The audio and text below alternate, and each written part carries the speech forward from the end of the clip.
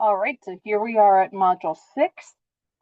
This section is going to feel like really relevant to your current experience in some ways because we're going to talk about education and training. We'll also weave this in with research and publication because that's a really key part of academia. And so the Ethics Code Section 7 deals with education and training. This is really, really important because psychologists are often involved in training sort of future psychologists, whether or not they're at an academic institution, right? So let's say you work at the VA, you will probably be supervising folks who are going to be, learning, even though you're not formally like teaching them a lecture, maybe. They're on the ground and you're working with them, right? Similar to other organizations. So design of education and training programs is really important. The American Psychological Association has wonderful guidelines. So if it is like a clinical PhD program, there are very explicit guidelines you have to hit, and you have to be accredited by the APA to grant those PhDs. But even for undergrad, so when we redesigned our undergraduate major here in our department, we used the APA's guideline for the undergraduate major in psychology to make sure we were hitting all the recommendations that they have. And then we want to be accurate in how we describe our education and training programs. We don't want to be like, oh, yeah, with this applied psych program, you can totally call yourself doctor. You can't. You won't have a doctorate. And treat patients. You can't. You won't be licensed, nor do you have the full prep for licensure, right? Things along those lines. We want to be accurate in our teaching as much as possible. So this means staying on top of the literature, making sure you are incorporating accurate information. I'll give you an example, not from psych, but when I teach a capstone for gender, women, and sexuality studies on the gendered body, I used to teach this play called In the Next Room. And it was sort of based on this idea that the vibrator was developed to treat hysteria. And they did sometimes treat hysteria by stimulating the clitoris. But this whole idea came from like one sentence in one historian's book. And if you look at the footnote related to it, it doesn't actually say this is what happened. And so, like, this has been debunked, basically. So I had to redesign my course when I found that out. Things we have to think about. Student disclosure of personal information. So students will sometimes voluntarily do this. That's okay. Typically, I'm like a shoulder to cry on. I try to be supportive, but then, which we'll talk about in next module, I also know when to refer them for counseling, right? But you also don't want to force your students, particularly graduate students, to disclose personal information. And going along with that, some grad programs will require you to go through individual or group therapy as part of your training. For that, it has to be someone who, like if a therapist has to be someone who's not teaching them currently, right? You're avoiding those multiple relationships. There have to be rules in place about not disclosing confidential information, and same thing that we would normally do in therapy, unless that student is maybe a risk to themselves or others. How we assess student and supervisee performance should be grounded in the material, grounded in scientific aspects of psychology. This can include tests, this can include evaluations, any kind of thing that we're doing. Sexual relationships with students and supervisees. Basically, if that person is actively your trainee, your supervisee, no, just no. It happens though, particularly in grad school, where sometimes the ages of the students and the faculty, particularly the young faculty, aren't that distinct. There was someone I knew who dated one of their professors. That person was not their direct supervisor.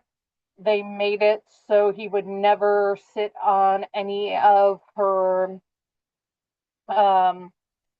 defenses or anything like that. She would never have to take coursework with him. You can make it work. I know somebody who got together with a student in the 80s, and they have a very healthy relationship, right? Um, but you have to always be careful. That's not exploitative too, right? And that's why there's these things in place. There is a great Blackboard reading that I found by Lee et al. That talks about how do we better support students in graduate training in particular. And it uses the model of the ethic of care that we talked about when we talked about ethical decision making in module 2. So it's a really interesting perspective that I kind of hadn't pondered in that way before. All right, and then we're talking about how do we delegate work to students, perhaps. But I also really liked that in the Hatcher book, they were talking about practical applications, right? We should be fair and clear in delegation of work within a family setting, domestic labor. The other day, my kiddo asked, Dad, do you not know how to do laundry? Because in my house, I do the laundry, but my husband cooks and does the dishes, right? And he's like, no, I do, but like we explained that distribution. And like there are things mom does, there are things dad does, there are things we both do. And so it's kind of fun to like explain that delegation to her, right? We also need to think about teamwork in a corporate setting. Um, corporate settings can end up feeling like one giant group project, right? And not always be great and equitable in the division of labor, but really striving for that should be what we're doing, right? Fully acknowledging it doesn't always happen. And we also have to trust others' competence in trusts to delegate that work, right? Um, Now, in terms of publication credit, and we're talking about this in the context specifically of scientific publications, but let's say you're publishing something with your company, or through your company, you're maybe trying to apply for patents, things like that. You need to make sure proper credit is given for any of that. Within academic publishing, they have developed the contributor roles taxonomy, which they strangely butcheredly abbreviate credit. I know, I know. And so then you say who contributed to each step of the process, and not all these steps will apply in every situation. Um, but you'll see it includes things like conceptualization of the study, the methodology, who worked with the data, who worked with writing the original draft versus review and editing, things along those lines. And so I pulled from a publication I believe I published in 2023, maybe 2024, with a colleague of mine, Lauren Stutz, to show you our credit statement as an example. So this was Lauren's idea, and then she asked me to collab with her. So Lauren played a lead role in data curation, formal analysis, funding acquisition, investigation, project administration, research software, supervision, validation, and visualization, and an equal role in conceptualization, methodology, writing original draft, and writing review and editing. And then Taryn Myers played an equal role in conceptualization, methodology, writing original draft, and writing review and editing. And so we're very clear, Lauren did a lot more work, but then when it came to certain things, we were equal. This is just like random funny story time. This was over a summer, and I remember just like pushing myself to get stuff done because I was like, Lauren expects me to have this section done. And I think we started collecting data in June. It was published by December. I've never had a timeline like that before. And afterwards, we talked, and it turned out both of us thought the other person was expecting us to go really fast. And so it worked, but now when we collaborate, we're like, we don't have to push that hard. All right. So using that as a jump off point to talk more about research and publication, you need to have institutional approval.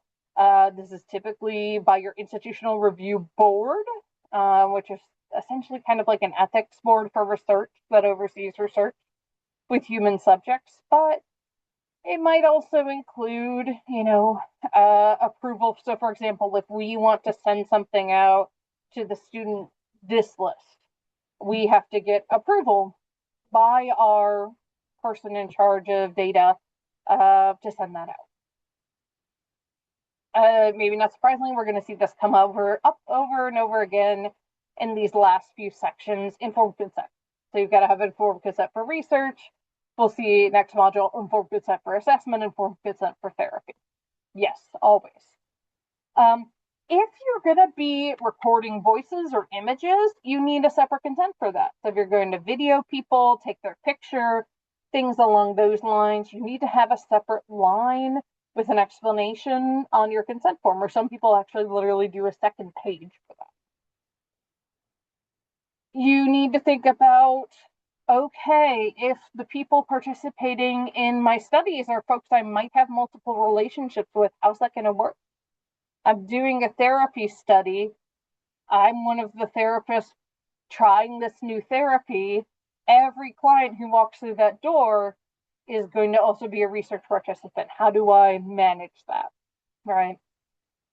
My students often sign up for my studies, right? If it's in person, you need to make sure it's like, okay, I'm not like coercing you to do this. I often try to have students run those sessions if possible, or at least co-run them, student researchers, to kind of mitigate some of that. And then subordinates, right? I was like, hello, everyone in my department, since I am chair, must participate in this research study. No, right? No. All for the opportunity, but that's it. There are times you can say, I don't need informed consent for research. It's called level 1 in our IRB. Most of our studies are level 2, which is they need to be reviewed by the board. Level 1 is like maybe you have archival data or assessment data, and you've now thought of a research question with it. You still like sort of say to the IRB, hey, I'm thinking of doing this. Is this okay? And they do a quick yep or nope. You need to get full board or more intense review. Level 3 at our institution is full board review. As long as I've been here, and this is my, end of 16th year being here.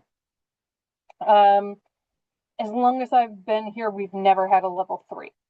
And this is mostly because we coach our students to find ways to avoid this. So, for example, if we were going to ask about suicidality, that would be a level 3 because we would need to have procedures in place if someone endorsed suicidality, right? So we've had people in the past want to use like the Beck depression inventory, which includes an item about suicidality. We either have them take that item off or we just recommend a different measure of depression, for example. Offering inducements for research participation. So extra credit, class credit. Sometimes we'll pay people, right? We need to make sure it's ethical, realistic, supportive, but not to the point where people feel like they can't say no because the benefits are so great. Deception in research is such a touchy subject.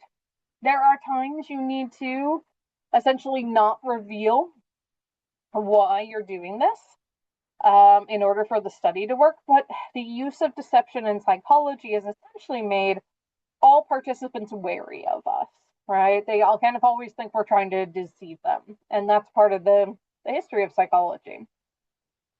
Debriefing is part of that. So if you do engage deception, or even if you don't, one of the things that our IRB requires is a debriefing form because it's educational. It explains what the purpose of the study was. If you did use deception, you get to kind of like break that fourth wall and be like, here's what happened and why I did it, things along those lines. Humane care and use of animals in research. There is an equivalent of an IRB that places have, I believe, if the biologists want to use animals, they go through ODU's version of that. We may have our own as well. But we need to make sure animals in research have like proper facilities, that they aren't being exploited or harmed unnecessarily, right? So that's really important too. When we're reporting research results, we have to be honest. We can't manipulate our data, right? We have to be like, my hypothesis wasn't supported, wah, wah. That happens so much, right? Uh, Plagiarism, no, just no, right? And that includes copy pasting shiz out of AI. And yes, we're starting to find that, and some people trying to actually get published, and that's sad, right? Publication credit, the credit thing we just went over, right? Making sure that everybody has proper credit. Authorship order is often based on how much you contributed, so making sure those things match up. You don't publish the same data in two different journals. You already published it, it's already out there, right? One of the things that's really popular now is making your data available. If anyone wants to verify what you did, or if anyone's doing like a meta-analysis where you study a bunch of studies and look at their results. So that's a big trend within psychology. And then reviewers, if you are, academic publishing in general is based off the work of peer review largely. So you have experts in your field who review it, give you suggestions, things along those lines. As a reviewer, you are ethically obligated to give honest but constructive feedback, to not be a horrible person in your review. And then also not to like steal the person's idea. Very sad, but I've heard through the grapevine of this happening. Just don't do it. So in the Hatcher book, they talk about informed consent. You want this written when at all possible. If you're working with someone like a kiddo, you would want parental consent, and then assent, which is verbal. Who needs it? Clients, research participants, those being assessed. A lot of people that psychologists work with, right? Recordings require additional consent, and we also have to think about how those are stored in our digital world, right? And then there's a great, very fresh Landers and Nakamoto Blackboard reading that talks about AI and informed consent, which I think is really important to think about. Plagiarism. I don't know if anyone's ever seen Merv the Pet on TikTok, or as I go on Instagram Reels, which is TikTok for old people. Very funny cat. Highly recommend it. I believe it's just Merv the Pet if you want to search it. This is a cat that like makes sounds that sound like human language, and is always getting up to shenanigans. And her owners will tell her, "Girl, don't do it," when she tries to get in the way or do something rambunctious. And that was the first thing I thought of when I typed plagiarism on the page. Was just, "Girl, don't do it. Don't do it. Don't plagiarize." It's actually not that hard not to plagiarize. So you don't want to copy. Instead, you want to quote, you want to paraphrase, and always cite. You want to think about technology and not plagiarizing with technology. If you unintentionally plagiarize, like sometimes you're tired and you realize, oh shoot, I just copied that and didn't put a citation or quotation marks, fix it. This is punishable for students and for academics. If you plagiarize a paper and they find out, it gets retracted. And retracted papers are rare, look really bad. As students, it's based on our honor code. The professor can choose. If they find out you plagiarize, they can give you a 0 for the assignment. They can give you a 0 for the entire course. Not good. And then don't make false or deceptive statements. Again, there are some guidelines, careful parameters under which we can use deception for research, as long as we're doing careful debriefing. So the Blackboard readings here are great. I jokingly called this Mervis and Seashore article an ancient text because it's from the 70s, but I think it like really, really applies. We're thinking about if you're working in sort of a workplace setting and you want to do research, how do you get consent when the person has to like do an assessment as part of application or maybe to get a promotion, right? Like, are they really able to freely consent? What role or roles does the researcher have? How might those multiple roles conflict? So you want to clarify roles early on and address any potential role conflict. And then the Stark 2010 article talks about APA ethics guidelines for research, and particularly deception in research, have often adapted because of controversial research studies.